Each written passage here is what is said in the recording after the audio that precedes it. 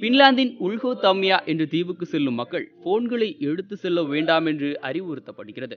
சமூக ஊடகங்களிலிருந்து ஓய்வு எடுப்பதன் மூலம் உண்மையான உலகத்தை அதன் இயல்பான அழகோடு ரசிக்க முடியும் என்பதை எடுத்துக்காட்டத்தான் இந்த முயற்சி.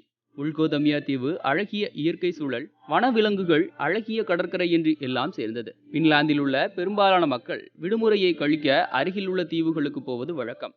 அந்த பட்டியலில் உல்கோதமியா தீவும் ஒன்று. ஆனால் இந்த தீவுக்கு செல்வதற்கு மட்டும் ஒரு சில கட்டுப்பாடுகள் விதிக்கப்படுகின்றது.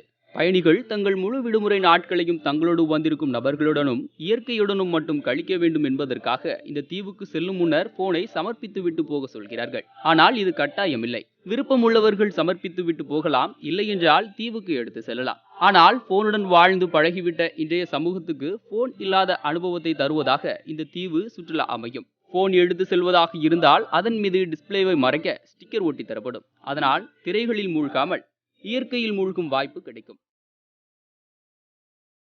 Holidays nale, adu namma GT Holidays da.